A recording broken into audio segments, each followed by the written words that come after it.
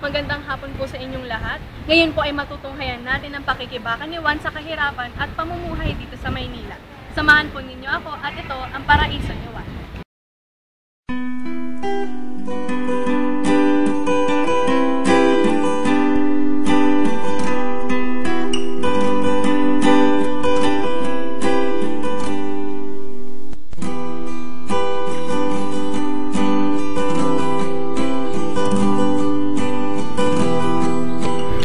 Ang lugar na ito ang dinadaanan naming mga estudyante ng Trinity University of Asia halos araw-araw. Napakaraming sasakyan at madalas traffic, maingay, magulo at mausok. Sa tabi ng mga naglalakihang building, ospital at mga restaurant, dito namin natagpuan ang munting tirahan nila Mang Julio. Pag tuwing nadadaanan namin ang kanilang lugar, minsan napapaisip kami kung bakit doon sila namamalagi. Madumi kung titingnan at kung minsan hindi maganda ang amoy pag tuwing nadadaanan. Ngunit para sa pamilya ni Mang Julio, ang lugar na iyon ang kanilang kayamanan.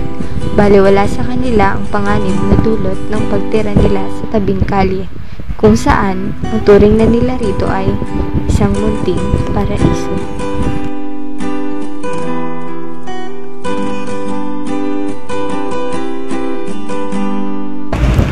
Malugod kaming tinanggap ng pamilya ni Mang Julio. Inalok pa niya ang isa sa aming mga staff na upuan kahit sila ay aming sandaling na abala. Kahit baka sa kanilang mukha ang pagkakalay at pagkapagod sa pag-upo sa kalsada, ay mas minabuti na nilang ibigay ang kanilang upuan sa kanilang mga bisita. Ano po yung nabibili niya sa 100? Si Mang Julio ay 56 na taong gulang na. Ang kanyang asawa naman na si Aling Aida ay 39 taong gulang na. Meron silang 6 na anak, 2 lalaki at 4 na babae. Ngunit 3 anak lang nila ang aming naabutan nang sila ay aming kapanayamin. Ayon kay Aling Aida, ang panganay nilang anak ay 14 na taong gulang na at nag-aaral sa Tomas Morato High School. Hindi nakapagtapos ng pag-aaral si Mang Julio at Aling Aida. Hanggang grade 5 lang ang inabot ni Mang Julio, samantalang nakapagtapos naman ng elementarya si Aling Aida.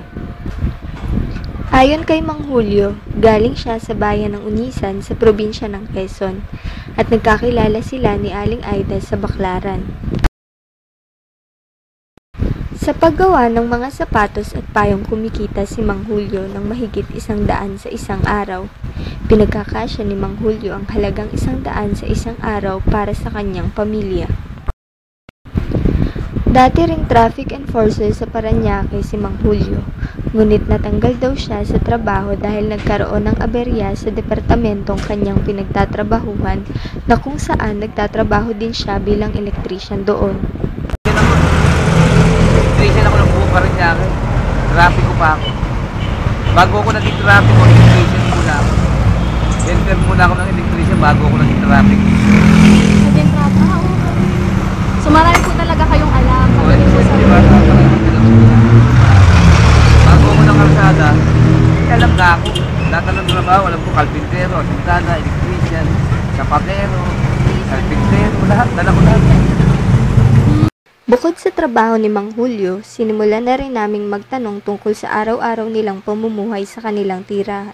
Ano po ba? Dito po kayo talaga nakatira? Or may inuuwian pa po kayong bahay? Maliban po dito? Wala na, dito na. So saan po kayo natutulog? Dito po talaga? Wala kami bahay. Nagkakasya po talaga kayo? Oh, wala na kalsada lang kami nakatira kasi yun, wala pa kami trabaho. Kasi pag umuwi ka, mahirap yung tulog. Pero po sa probinsya, meron naman po kayong bahay doon. Meron na biyanan mo, wala na problema po, kamote kinakain ko. Hindi ka makita kamote kakainin mo. Puro kamote kinakain namin sa mga kami. Siyempre, walang kita. Yung gagawin